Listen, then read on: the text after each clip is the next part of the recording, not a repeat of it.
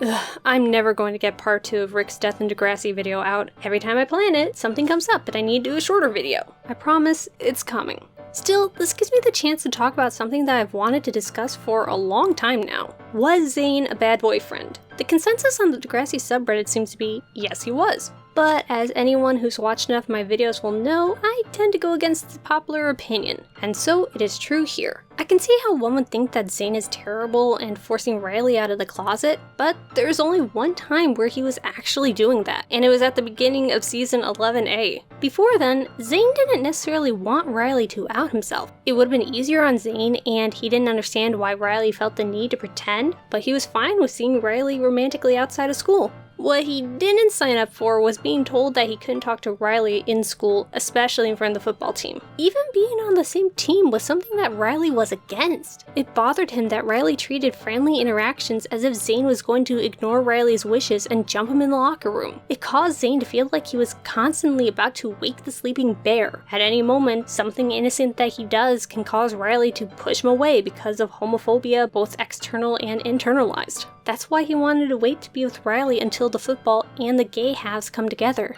It's frustrating to be in that position, no matter how much you sympathize with Riley. Then later, after leaving this hurdle in their relationship, Zane was exposed to harmless, homophobic jokes in the locker room, not just from his teammates, but from Riley himself. And Riley didn't understand why it wasn't funny or how it hurt to hear such things come from the guy Zane liked. Even after having it explained to him, Riley just didn't get it. To me at least, that's the worst of all the things Riley put Zane through. Just imagine one of the people you care about most joining in to make fun of something about you, especially something that you can't choose, like being gay. Should you really be expected to give them a pass? Stay with them even though they disregard your feelings? And what's even worse is that after Riley finally gets it, he opts to fight homophobia with fists. Not only does Zane see this as Riley regressing with his anger management, but this choice gets Zane tossed in a dumpster. The most telling line about how Zane feels about this is, "You don't think! Period." Constantly, it feels like Riley is acting based on emotions and not considering what his decisions will cause, especially for Zane. He has been watching the guy he likes make brash choice after brash choice, and it seems like Zane can't even tell him why he's wrong. Instead, Riley disregards Zane. Again, you can't expect him to react positively to this. It's actually a wonder that Zane kept giving Riley chances. But feelings are hard to kill, even with logic and many, many burns from your love. And that's not necessarily a good thing. Actually, to me, the fact that feelings and emotions overpower reason is disturbing. This is a part of myself that I hate and wish would disappear. I've been in Zane's position. Emotional attachment prevents you from cutting out seriously toxic people. It's like no matter how many times you've been burned, you keep remembering what endeared them to you and the good times. So much so that the harm they cause seems weakened in retrospect.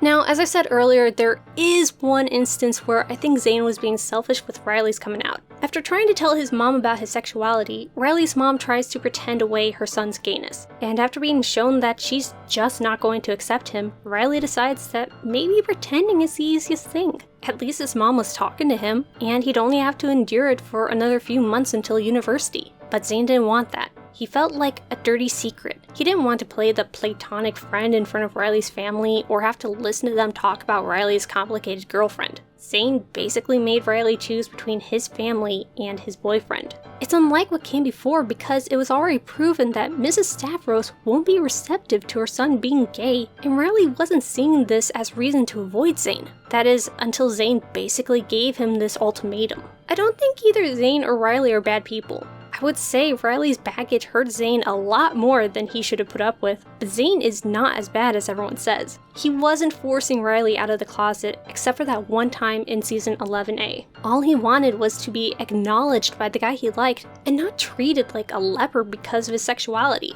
That's not much to ask, but because of Riley's hangups, it turned into a lot of needless drama. This isn't to say that I hate Riley either. I hate the hurt he caused a lot of people like Fiona, Zane, and that one dude he used to hang out with, but he grew as a person. He learned not to be a homophobe and embraced this part of him that he was taught to hate. He's a gay character we really needed to explore homosexuality and how it conflicts with toxic masculinity.